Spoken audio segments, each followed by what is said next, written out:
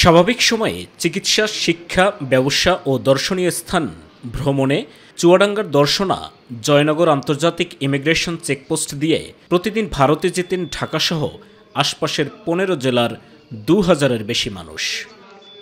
৫ August ক্ষমতার পট পরিবর্তনের পর বাংলাদেশিদের জন্য ভারত ভিসা নীতিতে বিধিনিষেধ আরোপ করায় এই চেকপোস্ট দিয়ে যাত্রীর সংখ্যা কমেছে ৮০%-এরও বেশি।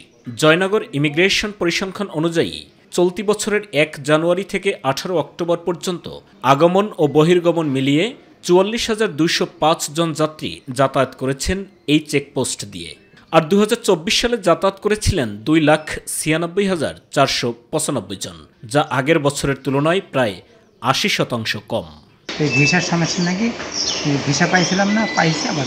ভারতগামী যাত্রী কমে যাওয়ায় ইমিগ্রেশন এলাকার দোকানপাট, হোটেল মালিক, এমনকি দিনমজুররাও পড়েছেন নানা সংকটে। শুধু স্থানীয় ব্যবসায়ী নয়, সরকারের রাজস্ব আয়েও নেমে এসেছে ধস। ৫ তারিখের আগে স্বাভাবিক লোক ছিল, তাতে একটু ব্যবসা ভালো হয়েছে, চলাচল ছিল। ইন্ডিয়ান সরকার ভিসা দিচ্ছে না, ভিসা না দেওয়ার কারণে আমাদের ব্যবসার অবস্থা তো ভালো না। লোকজন না থাকলে ভাড়া হয় ভিটা।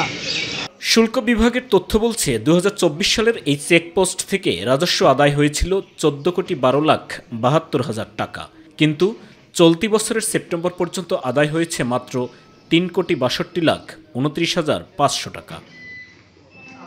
কর্তৃপক্ষ জানায়, বর্তমানে যেসব যাত্রী এই চেকপোস্ট দিয়ে যাতায়াত করছেন তাদের ৯০%ই চিকিৎসা ভিসাধারী, বাকি অংশ স্টুডেন্ট ভিসার যাত্রী। ভারতগামী যাত্রী চলাচল স্বাভাবিক না হলে রাজস্ব থেকে শুরু করে স্থানীয় অর্থনীতি থমকে যেতে পারে আরও বেশি। সাইদুর রহমান আবির, মাই টিভি নিউজ ডেস্ক।